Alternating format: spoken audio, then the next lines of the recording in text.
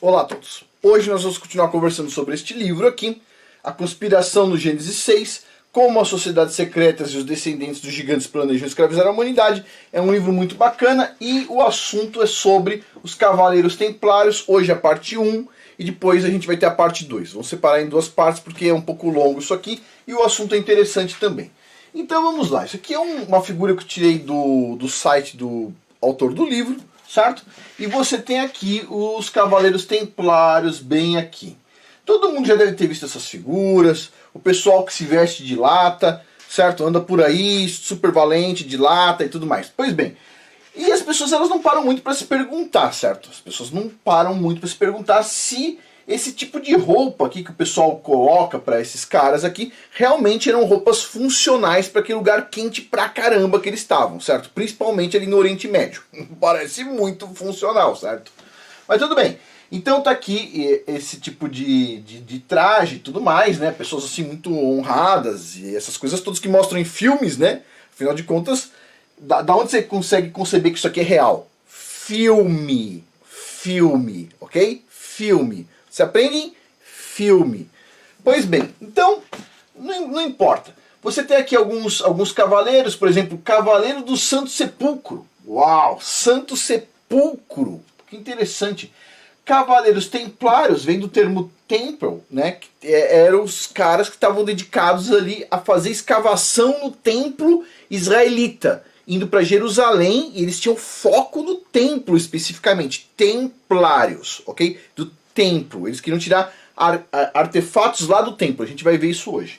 E aí tem outros tantos aqui. Mas tudo bem. O foco aqui é nos templários. Olha só. Isso aqui é 2 Tessalonicenses, capítulo 2, versículos de 9 a 12. Presta atenção. Bíblia.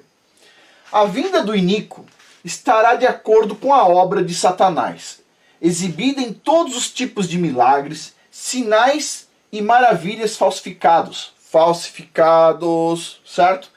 E em todo tipo de mal que engana os que estão perecendo. Ok, eles morreram porque se recusaram a amar a verdade. O que é amar a verdade? É amar a Bíblia. É o único lugar onde a gente consegue alguma verdade. É o único lugar. E assim ser então salvos. Eles recusaram o quê? Amar a verdade. É lógico que o Messias também, a gente tem o Messias como uma verdade, o caminho, certo? Específico para a nossa salvação, Messias. Mas vamos lá. Por isso, Yahweh lhes envia um poderoso engano, para que acreditem na mentira e sejam condenados todos os que não acreditaram na verdade, mas se deleitaram na maldade. As pessoas se deleitam na maldade, certo? Às vezes, pessoal, a gente erra, a gente peca, etc. tal. O que a gente tem que fazer? A partir do momento que você começa a estudar a Bíblia, você vê que tem alguns erros, você corrige, certo? A gente sente o amargor e corrige. Tem pessoas que não. Elas olham o erro e falam assim, que? Você está falando do meu erro? Não. Elas tentam se justificar, certo? Não, as pessoas elas têm o quê? Elas têm que amar a verdade especificamente. A verdade você só vai encontrar na Bíblia. Ponto. Você não vai encontrar em nenhuma universidade, ok? Nada, nenhum lugar. Você só vai encontrar na Bíblia. Só lá, mas em nenhum lugar. Pois bem, legados maçônicos estão inseparavelmente ligados a tempos longínquos, sem explicação adequada, por meio de quem? Dos Cavaleiros Templários e do sombrio Priorato de Sião. Como os maçons e os templários foram ligados à ramificação cristã gnóstica desviante? Como a falsa fundação dos templários estava ligada ao pouco conhecidos maçons da época anteriores à maçonaria atual? Os enclaves maçônicos eram refúgios para os refugiados gnósticos e a Rex Deus, que é um grupo também. Lendas do ofício registraram maçons participando desproporcionalmente nas cruzadas, em comparação com outras aristocracias europeias. Pessoal, vocês vão entender algumas coisas quando a gente for terminar essa parte dos templários hoje e a próxima, ok? Por exemplo, vou parar um pouquinho aqui.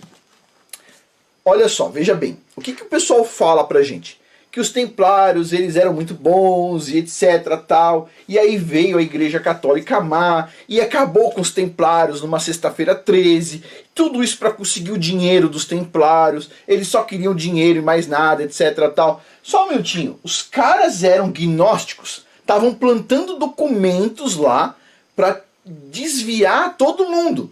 Tipo assim, se tem alguma coisa que a Igreja Católica fez bem, parece que foi isso aqui, ter acabado com os templários, certo? Segundo dá a entender neste livro aqui, certo? Pois bem, aliás, ele deixa bem claro nesse livro aqui que os templários, eles podiam ser tudo menos católicos. Tudo menos católicos, ok? Eles eram gnósticos. E a gente vai ver que eles se juntaram com vários grupos diferentes. Pois bem, então vamos lá. Olha só, não pode haver dúvida de que a agenda maçônica era bem diferente do equilíbrio da participação da cristandade. Em 1096, o Papa Urbano II decretou a primeira cruzada, porque os muçulmanos continuamente agrediam os peregrinos cristãos. Os interesses maçônicos, no entanto, estavam firmemente focados em reivindicar Jerusalém para si e saquear de dentro de Jerusalém os tesouros do templo que eles pudessem pilhar. Eles queriam fazer escavações no templo, eles queriam tirar tesouros de lá, o quanto eles conseguissem pilhar. E aí eles vão lá, bom, para chegar lá, eles precisam de uma justificativa. E a justificativa foi proteger os peregrinos.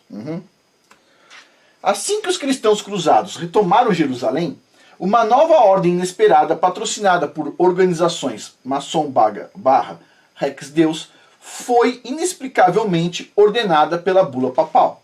Essa ordem era, é claro, os Cavaleiros Templários, certo? Que originalmente consistia de 9 membros fundadores da aristocracia europeia. Embora registros da Rex Deus indiquem que foram 11, não 9, tudo bem. Os 9 originais não eram pobres monges que a história revisionista nos faz crer. Ah, eles eram os monges pobrezinhos, etc, tal, montaram os templários porque eles tinham muita honra, etc, tal. Pois bem, isso é uma história revisionista. Todos os 9, ou 11, depende do documento, derivam de importantes famílias reais flamengas e francesas. Os historiadores templários observaram que a ordem foi criada oportunamente como um estratagema para proteger os peregrinos cristãos em sua jornada para Jerusalém. Esta foi uma cobertura eficaz para o secreto Rex Deus, maçons barra essênios, e ao priorato de Sião e sua verdadeira missão em Jerusalém. Observe, no entanto, o priorato de Sião ele era o verdadeiro poder por trás dos templários e de sua agenda ocultista. Agenda o quê? Ocultista. Pois bem, Roma já havia encarregado, outra ordem, os Cavaleiros de São João, da responsabilidade pela proteção dos peregrinos. Não precisava dos templários, já tinha os Cavaleiros de São João. Mas sabe como é que é? Os caras tinham os interesses ali pela região, então continuou. Pois bem, assim a ordem dos templários foi disfarçada para proteger os peregrinos, permitindo-lhes escavar, sem supervisão, documentos secretos e conhecimentos escondidos sobre as ruínas do templo, certo, de Jerusalém. Com tudo isso em mente, então somos compelidos a questionar: quem é esta misteriosa ordem maçônica do Priorato de Sião? Qual a sua verdadeira agenda para a criação dos Cavaleiros Templários? Para que foi criados os Cavaleiros Templários? Bom, em 1975, na Bibliothèque Nationale de Paris, na Biblioteca Nacional de Paris, foram descobertos pergaminhos que se tornaram famosos como Les Dossiers Secrets, os dossiês secretos, que identificava vários membros de uma irmandade ultrasecreta, o Priorato de Sião, dentro dessa biblioteca, escondido num canto lá qualquer. O Priorato de Sião, de acordo com Steven Sora, é uma organização secreta que existe hoje e tem mais de 1000 anos. Ele existiu sob vários nomes durante a sua vida. De acordo com o autor templário Jan Markle, o Priorato de Sião é considerado em muitos círculos como uma ordem antiga que desempenhou um papel significativo na formação da história. O Brown, aqui o Dan Brown, observa que o Priorato de Sião foi fundado em 1099 como uma sociedade secreta pelo rei Godefroy de Bouillon, após conquistar Jerusalém. O Les Dossiers Secrets, os dossiês secretos, listou muitas pessoas famosas da história como antigos grãos-mestres liderando essa organização. Estes incluíram luminares como Leonardo da Vinci, Victor Hugo, Robert Fludd, Robert Boyle, Isaac Newton, para citar alguns. O Priorato é considerado uma sociedade secreta que protege conhecimentos e documentos antigos e secretos que eles pretendem revelar ao mundo em algum momento específico do futuro. Então, como se eles tivessem alguns documentos que possam abalar o mundo, essa coisa toda, no momento certo. Pois bem, vamos dar uma olhada. De Bouillon pensava ter criado essa irmandade secreta porque temia que o poderoso segredo que sua família guardava desde a época de Jesus se perdesse. Acredita-se que o Priorato de Sião contém as genealogias dos descendentes de Jesus que, se reveladas ao mundo, ameaçariam ou ameaçam o cristianismo como conhecemos hoje. Então, tinha um francês lá, o nome do cara, cadê aqui? O de Bouillon. O de Bouillon entendia que a família dele aparentemente vinha da descendência de Jesus e ele resolveu criar uma ordem secreta para cuidar desses documentos e tudo mais. Vamos lá, de novo, isso aqui deve ser uma piada, certo? Vamos lá.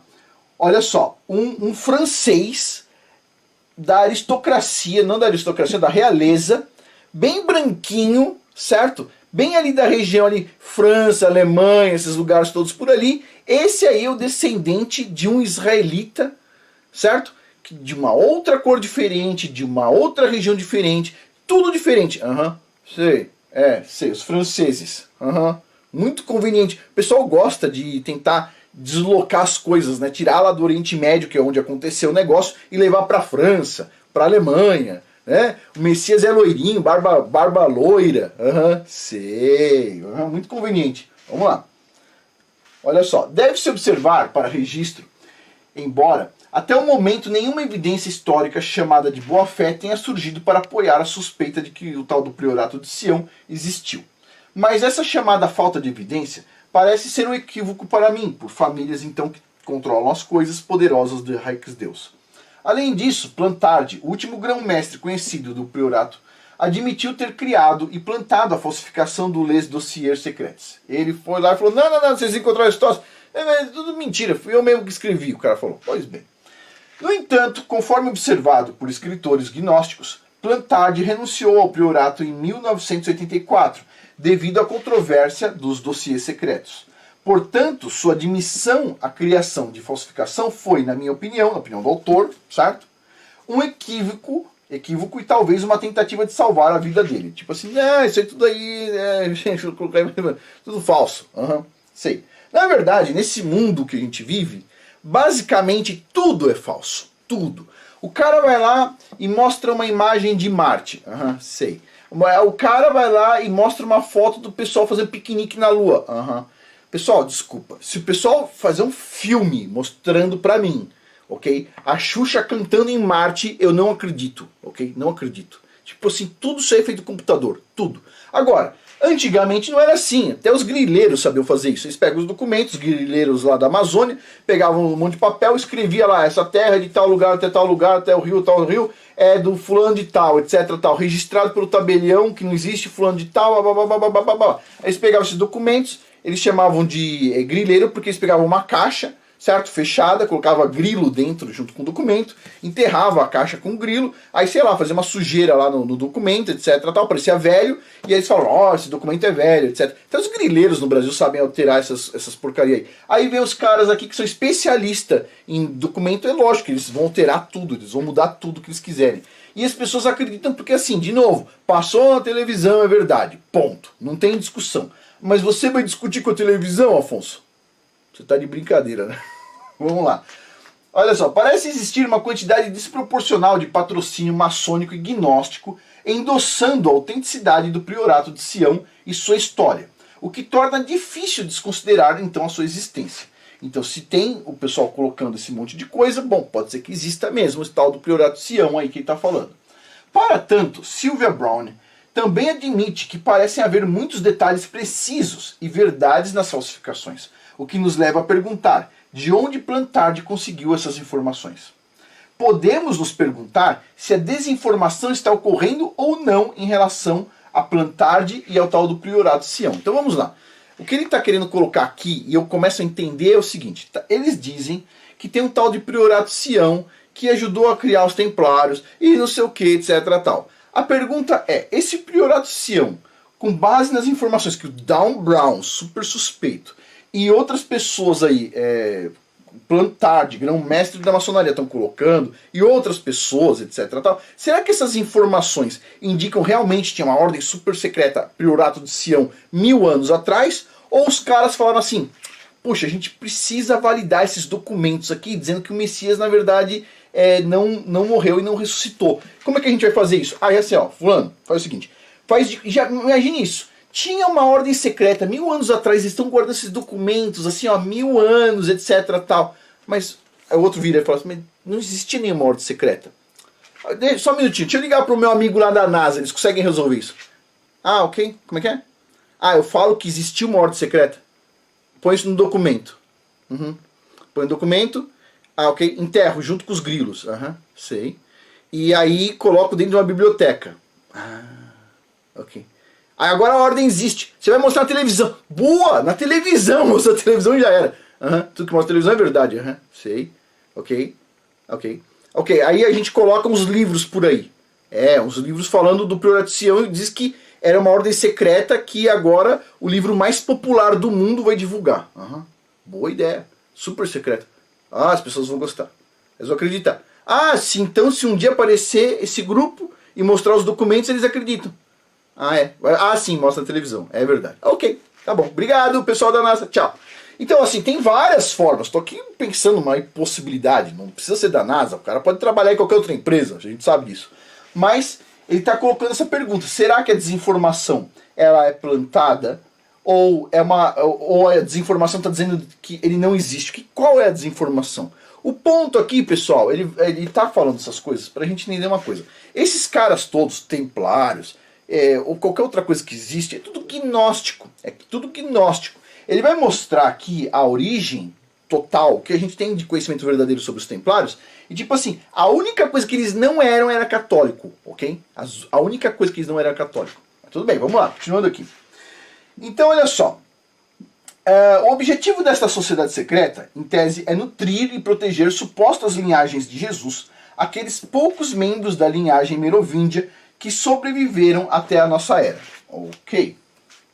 Steven Shore acredita que os Cavaleiros Templários foram organizados para ocultar os verdadeiros motivos da Ordem de Sião, pois seu verdadeiro motivo era restabelecer a realeza de Jerusalém com as linhagens francesas descendentes de Jesus e Maria Madalena. Claro, a descendência do Messias vem da França. Você está de brincadeira. Isso aí deve ser uma piada. Não é possível, só pode ser uma piada. Os templários eram, portanto, conhecidos como os príncipes guardiões do segredo real. Gardner acrescentou ainda que o objetivo principal da Ordem dos Templários, recentemente sancionada, era escavar e recuperar os tesouros dos templários, o conhecimento e os tesouros dos essênios, de Salomão, Moisés, Egito, Hermes e de outros itens pré-diluvianos. Ou seja, a ideia deles é escavar e conseguir artefatos arqueológicos. A gente sabe que já aconteceram guerras, a pessoa fala assim, tal guerra foi por causa do petróleo. Artefato arqueológico, ok? Não tem nada de petróleo. Petróleo você compra com dinheiro, não tem porquê. Mas vamos lá. Todo mundo pensa o seguinte, pessoal. Vamos lá, vamos parar aqui com a ignorância. A ignorância é assim. Olha só, esses caras, eles têm todo o recurso financeiro do mundo, porque eles controlam os bancos, ok? Eles não precisam fazer uma guerra para pegar dinheiro de um lugar. Eles podem simplesmente imprimir e pegar e pagar. Eles não precisam. Não rola esse negócio. Tudo é por causa de dinheiro. Os templários, a Igreja Católica perseguiu eles por causa de dinheiro. Não, não foi. Os caras fizeram guerras lá no Oriente Médio por causa de dinheiro. Não, não foi. São coisas maiores do que dinheiro. São artefatos arqueológicos. Esses são sempre os problemas, ok? Pois bem, mas vamos lá. De Bullion se reuniu com os monges da Calábria para reviver a antiga ordem de Sião e planejar o estabelecimento dos templários. Os monges da Calábria foram iniciados na filosofia pitagórica gnóstica. Só um minuto aqui, pessoal. Só um minuto. Esse negócio da Calábria aqui... Sério, esses caras aqui... Não lembra coisa de comida esse negócio? Tipo assim... Tudo isso aqui pra mim, olhando assim, parece no mínimo uma piada, ok? No mínimo. Mas eu acho engraçado, assim, que tem muitas pessoas que falam assim, não, eu acredito na Bíblia, eu defendo a Bíblia, e aí o cara começa a colocar assim, logo dos templários no como é que se fala? Esse negócio que representa as pessoas nos comentários. Pessoal, todas essas coisas aí, essas coisas antigas, tipo assim, todas têm problema. Não tem nada sem problema. Nada. A única verdade que tem, as pessoas acham monótona. A única verdade que tem é a Bíblia. Ah, mas a Bíblia não parece monótona. Os templários eram os caras que iam pra guerra, etc. Tal.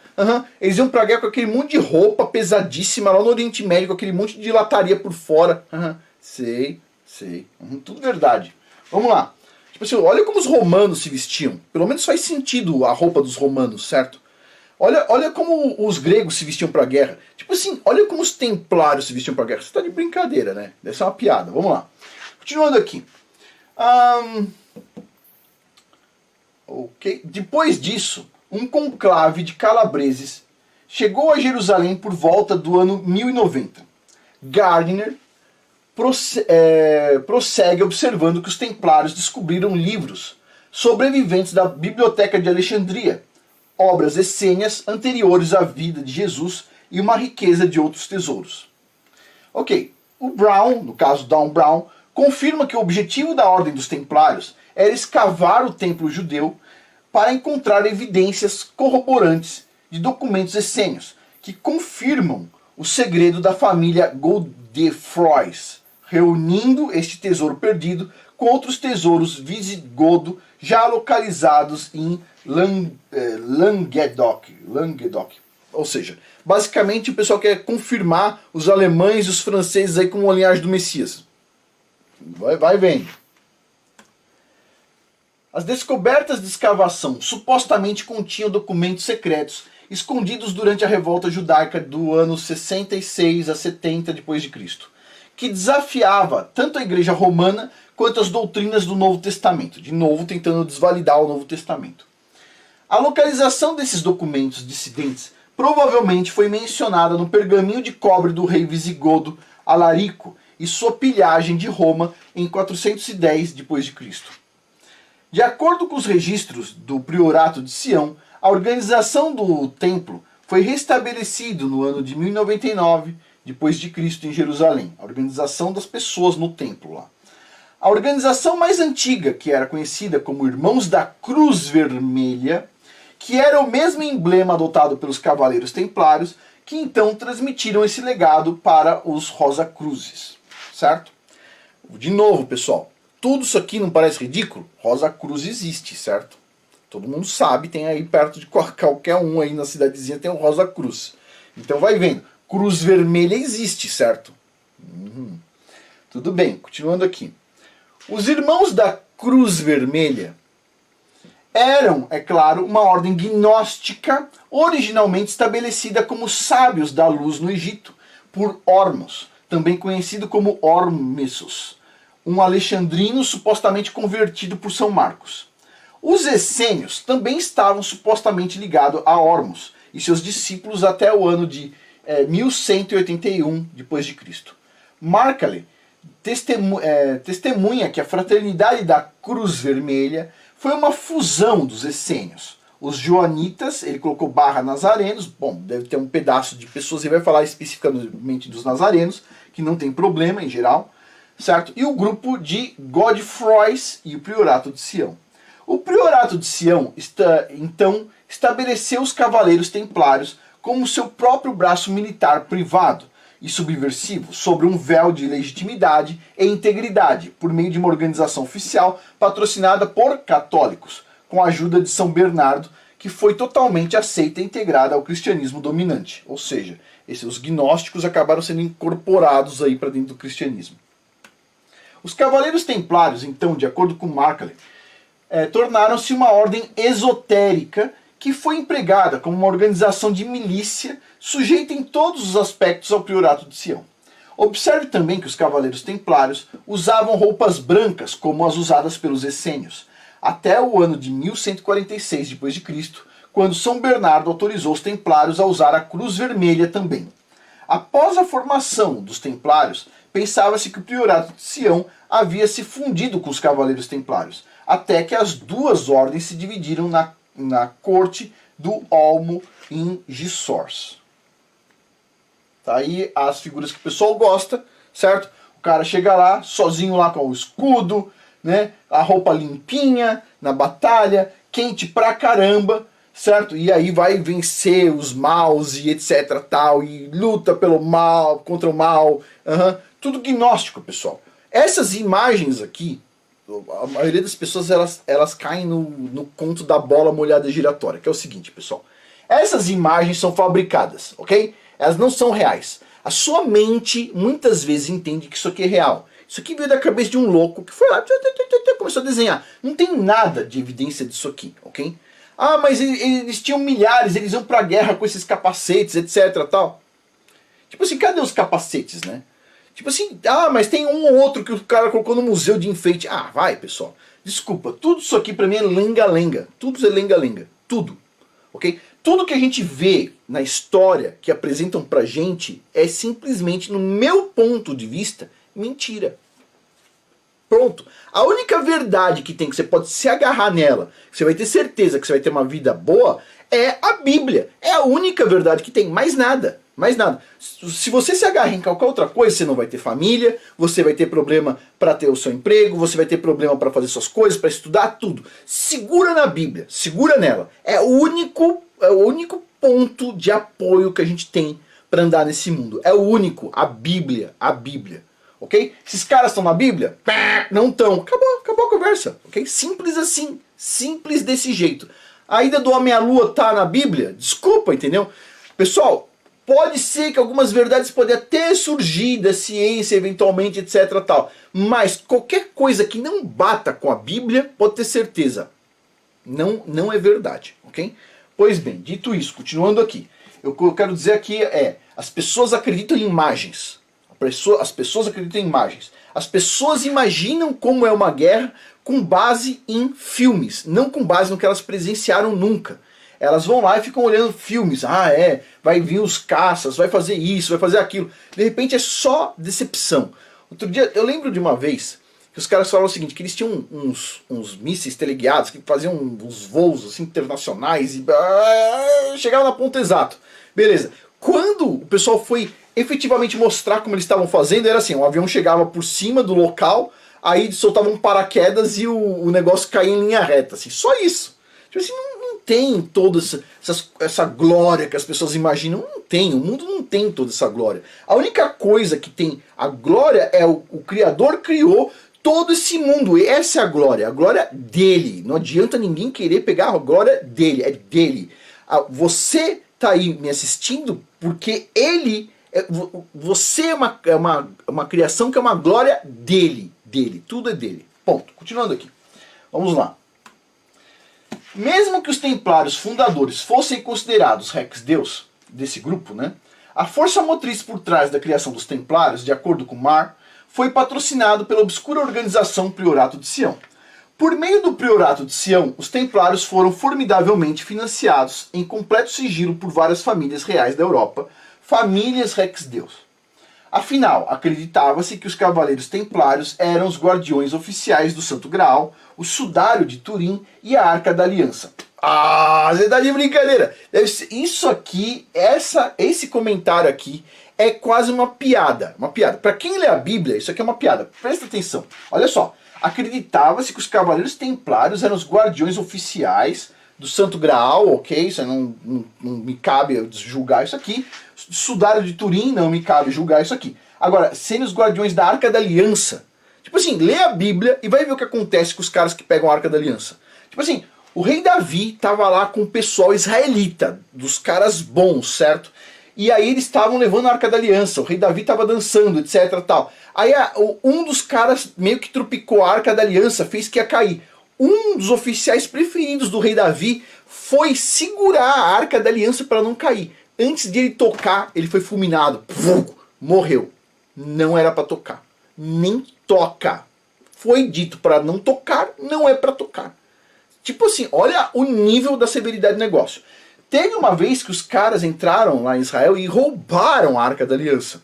Depois, os caras que roubaram a Arca da Aliança, os inimigos dos israelitas, eles mandaram uma comissão pedindo para os israelitas irem buscar a Arca da Aliança porque estava todo mundo morrendo de câncer na cidade deles. Tipo assim, de feridas que não curavam, etc. Tal. Essa é a Arca da Aliança. Sente o nível do negócio. Tipo assim, O Criador, ele não deixaria ninguém que não é o que ele permite tocar na Arca da Aliança. Agora, os templários gnósticos, místicos tocando na Arca da Aliança, você tá de brincadeira. Isso é uma piada, ok? Pois bem, templários, de acordo com Marshall, sempre aparecem na literatura do Graal e outros acreditam ter sido fundada originalmente na era de Arthur e Perceval como a Ordem dos Guardiões do Graal enigmática. Lá no Rei Arthur, sei. Então tá aqui, ó, os símbolos que o pessoal pensa que os templários guardavam. Então o Sudário Turim, aqui o Santo Graal, que na verdade eles entendiam como o útero de Maria Madalena, né? E a Arca da Aliança. Vai sonhando que segurar a Arca da Aliança. O que eu posso dizer pro pessoal é o seguinte: se alguém tá com a Arca da Aliança hoje e ainda não morreu, é porque ela é falsa, ok? Porque a Arca da Aliança verdadeira, tipo assim, não é para qualquer um. Mas vamos lá. Gardner escreveu que os templários estavam diretamente ligados aos cavaleiros da Távola Redonda. Tipo assim, ordem sangreal de guardiões do tesouro e segredos do Graal. Esta foi a mística irmandade dos grandes heróis que eu voltarei mais tarde. Basicamente aqui, pessoal, é o seguinte. Esses caras todos aí da Europa, imagina só, os caras estão lá naqueles castelinhos, etc. Tem um monte de pessoas trabalhando, trabalho escravo para eles, eles não tem muito o que fazer e tal. Não dá para tomar vinho infinito, porque tipo assim, o corpo do cara começa a se deteriorar, o cara começa a inventar história, entendeu? Vamos coloque aqui minha família aí, era do Rei Arthur, entendeu? Coloca essa história, coloca a história do Lancelot, a gente é tudo põe umas pinturas aí, pinta um cara assim, ó, chama o cara lá da pintura, você vai me pintar aí, o cara tá lá com aquela roupa horrorosa, pinta aí assim, ó, eu com uma coisa de ferro aqui, uma espada de 500 quilos segurando na minha mão aqui, ó, e põe uma armadura daquelas bem pesada, ok?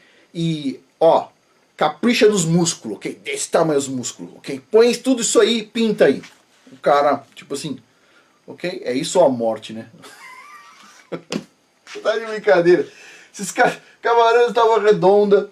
Sério, o cara... Eu não conheço muita história dos Cavaleiros da Távola Redonda, mas eu imagino que é o cara que foi tentar tirar a espada da pedra. Ficava lá tentando tirar a espada da pedra. Mas vamos lá. Esta foi a mística irmandade dos grandes heróis que eu voltarei mais tarde. O legado heróico de Lancelot do Lago serviu mais tarde como arquétipo para os Cavaleiros Templários. Acho intrigante e preocupante notar que as origens dos Cavaleiros Templários residem em Arthur, Perceval, o Santo Graal, mais de 600 anos antes de sua ordem chegar ao conhecimento público no século XII. O que, por sua vez, remete ainda mais à Irmandade da Cruz Vermelha. E aí, pessoal, vamos lá, vamos começar a pensar em tudo isso aqui. Olha só, basicamente, isso é um monte de historinha, ok? Eles mesmos falam isso, de certa forma. Agora, o que eu acho, assim, absurdo, são pessoas, em tese, que se dizem cristãs, falando o seguinte: não, a gente defende isso, esses caras, a gente tem que ser igual a eles, etc. tal. Pessoal, desculpa. Paulo Naldon escreveu que a primeira ordem dos templários obedeceu à regra do bispo cristão celta e beneditino da Inglaterra, o famoso São Agostinho, até 1128, quando São Bernardo instituiu uma nova regra indelével para a ordem dos templários.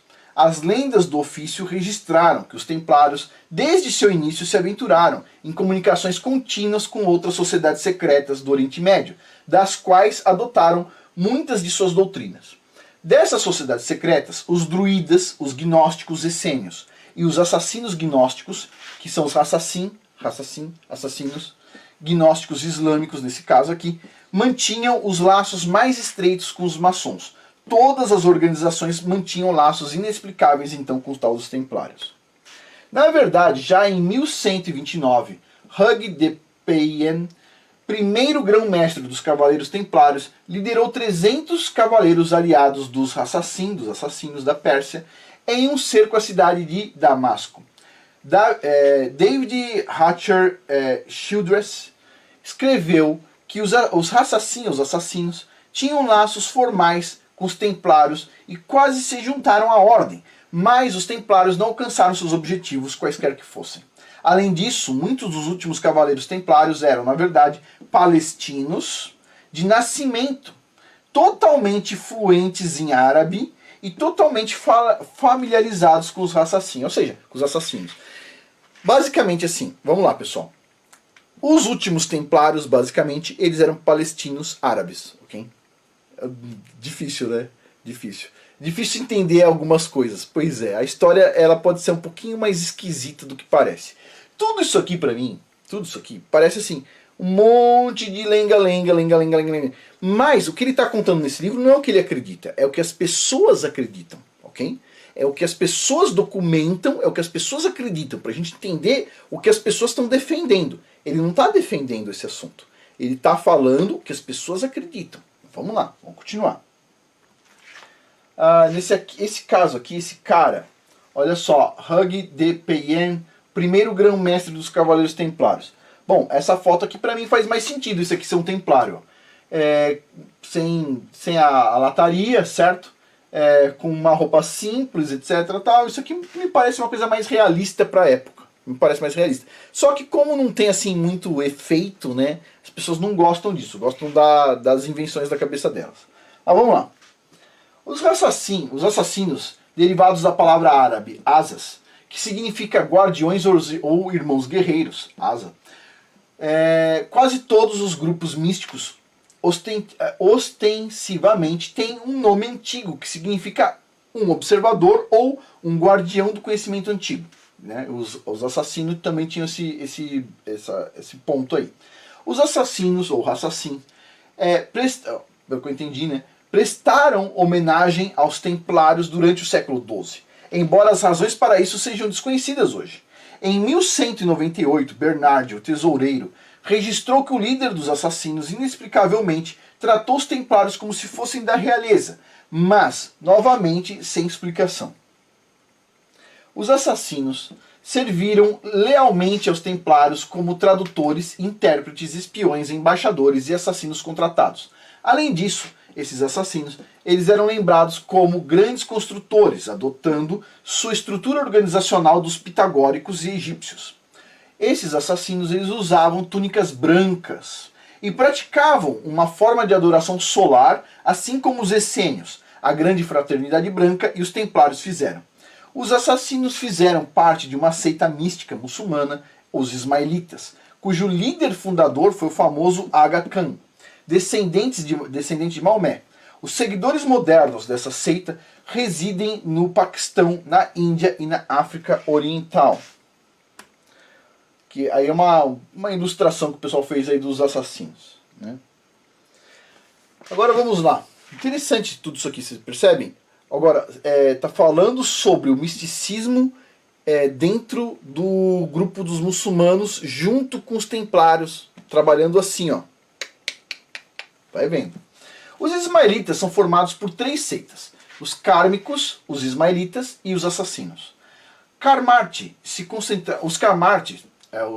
Os kármicos, né, Karmati, se concentraram na reforma que acabou abalando o mundo muçulmano, incluindo a Síria, o Egito, a Pérsia, a Índia e levando a dinastia, esse nome difícil aqui, Fátimida, I don't know.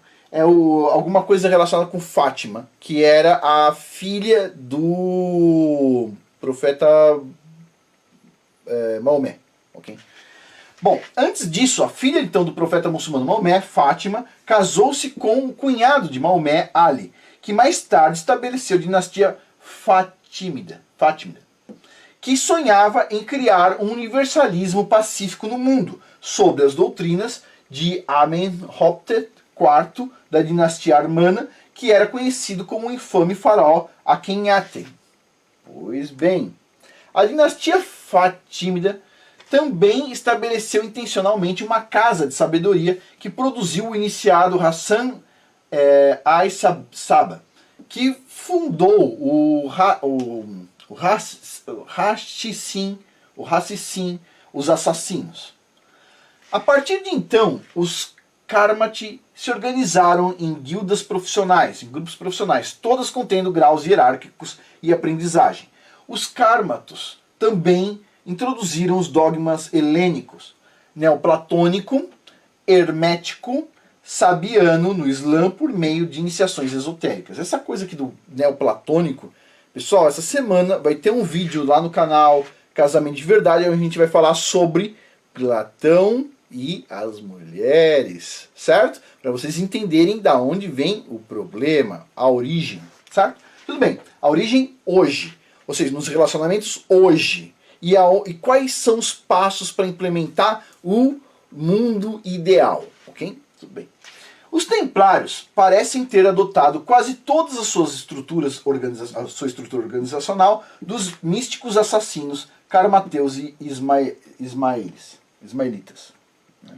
Os templários e os beneditinos também adotaram muitos dos mistérios árabes e do conhecimento antigo. Árabes e muçulmanos místicos, ao longo dos séculos, desenvolveram a alquimia em uma síntese das práticas egípcias, caldeus, judaica e helênicas, antes de ensinar esse conhecimento aos europeus. De acordo com Naldon, todo esse conhecimento enigmático e antigo foi então distribuído por toda a Europa por meio das ordens beneditina e templária. É dos essênios que o historiador Mackay acredita que os templários adotaram a sua religião herética gnóstica. De novo, os essênios aí.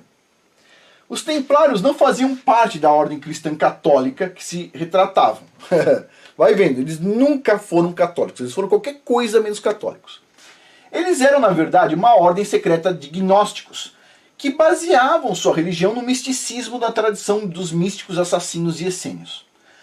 Os dois grupos diferentes, um grupo muçulmano e um grupo que tem origem lá nos judeus, certo? Os templários colocaram suas crenças no que consideravam a verdadeira igreja que ensinava misticismo e reencarnação. A igreja que foi reprimida e perseguida pela Igreja Católica Romana, a religião conhecida como gnosticismo. De novo, reencarnação é a pior doutrina que pode existir. É a pior doutrina, ok? É a pior doutrina de todas, reencarnação. Só existe uma vida, só existe uma. As pessoas elas gostam de videogame, então elas gostam de repescagem. Então elas pensam assim, eu fiz errado, na próxima vida eu vou fazer certo. Não, não vai rolar, só tem uma vida. Você fez errado, é uma frustração na sua vida. Você fez alguma coisa errada nessa vida? Beleza. Agora você vai tentar se corrigir. Você vai tentar se corrigir. Mas tem coisa que não dá pra corrigir, Afonso. É assim que funciona, certo? O cara tá lá numa moto. Aí ele tá andando com uma super velocidade, ele vê uma pedrinha, ele pensa assim, será que eu desvio da pedrinha? Acho que não. Passa pela pedrinha, pum, cai e perde uma perna. Aí ele pensa assim, gostaria de voltar no tempo. Sim, tem coisas que nós gostaríamos de voltar no tempo, a gente se arrepende muitas vezes, certo? Principalmente pessoas que sofrem acidente falam muito disso, de querer voltar no tempo. Mas não vai rolar, não rola. A gente tem que viver com as coisas que aconteceram, paciência, certo? E aí a gente se arrepende, certo? Busca o Messias para nos ajudar, e é isso que a gente tem que fazer, vai seguindo a vida e tenta sempre corrigir a próxima geração, obviamente, certo? Pois bem, dito isso, não tem, esse negócio de reencarnação é uma coisa assim, mística muito maldita, muito maldita. A pior coisa que você pode ensinar para qualquer pessoa é sobre reencarnação. Não rola, certo? Não rola. Mas vamos lá. Sim, próximo capítulo, a gente continua aqui, parte 2, a gente termina essa parte dos templários, que está um pouco até que interessante, mas tem muita coisa aí que você olha assim e fala, meu, isso aí é tão assim, infantil até, né? Mas muitas pessoas acreditam exatamente nisso. Então assim, a gente vai olhando e vamos tentando entender a dinâmica que o pessoal está tentando plantar, ok? Mas de qualquer forma, qualquer coisa que se desvie do que está escrito na Bíblia, guarde bem sua Bíblia, ok? Qualquer coisa que desvie é falso, ok? A Bíblia é a única coisa que a gente tem como segurar ela e falar o seguinte, a verdade está aqui. Tem coisas, por exemplo, neste livro aqui, é óbvio, eu vou discordar do cara em muitas coisas. É óbvio, não tem problema nenhum, as pessoas discordam, certo? Até as pessoas que estão mais assim alinhadas discordam de vez em quando. Mas na Bíblia é tudo verdade, mas nada além disso, ok? Pois bem, às vezes tem um erro em tradução aqui, ali, etc. A gente abre uma discussão em cima disso, mas tudo que está lá a gente pode confiar que se a gente estudar bastante um ponto que a gente tem dúvida, a gente vai chegar numa resposta, ok?